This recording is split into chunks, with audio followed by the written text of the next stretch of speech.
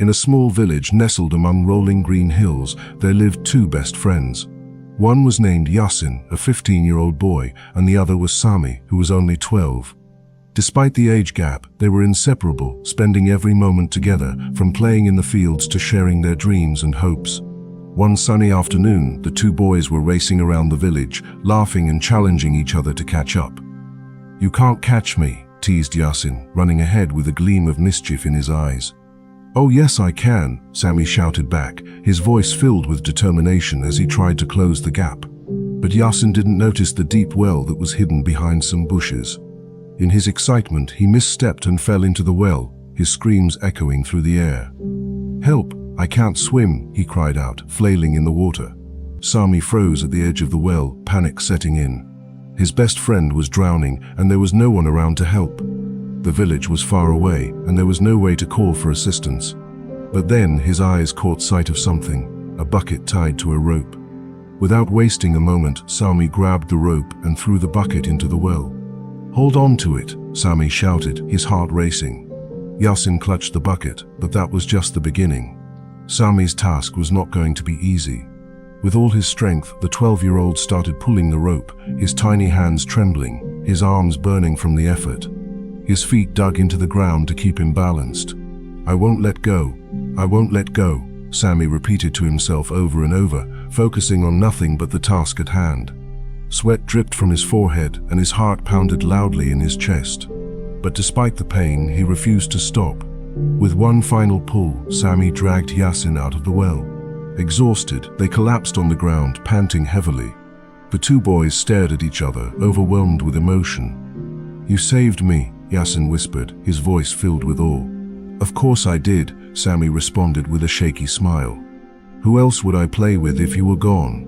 And they both burst into tears, embracing tightly, unable to believe what had just happened. But soon, a new concern crept into their minds. "Oh no," Yasin said, his face turning pale. "What if our parents find out? We're going to get in so much trouble."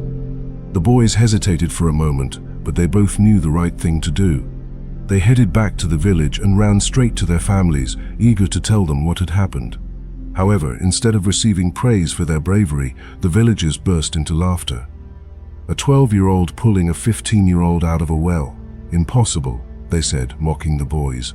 "You must be making up stories again." The two friends stood there heartbroken, their eyes full of confusion and disbelief.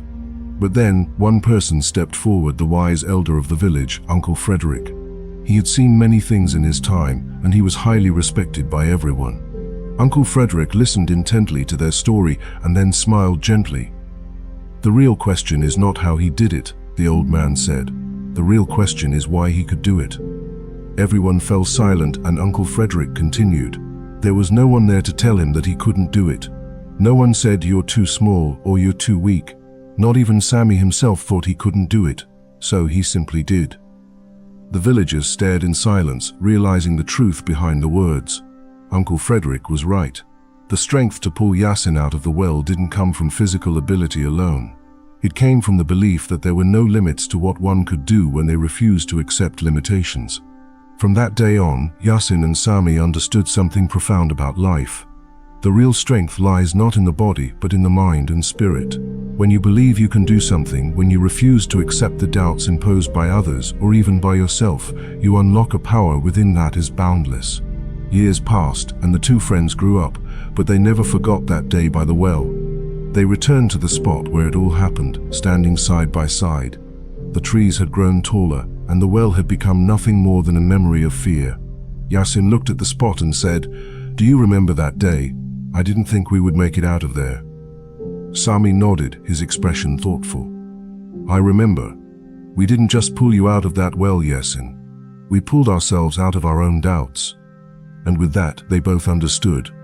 The well wasn't just a physical place, it was a metaphor for all the obstacles and challenges that life throws at us. The true strength comes not from physical might, but from the inner belief that you are capable of overcoming anything. As they stood there, looking at the well, they realized that the biggest lesson they had learned was that limits exist only in the mind. If no one tells you that you can't do something, you will find a way to do it. Belief in yourself is the true source of strength, and once you unlock that, you can achieve anything. And so, the two friends carried this lesson with them throughout their lives, always remembering that when you believe in yourself, you can accomplish the impossible.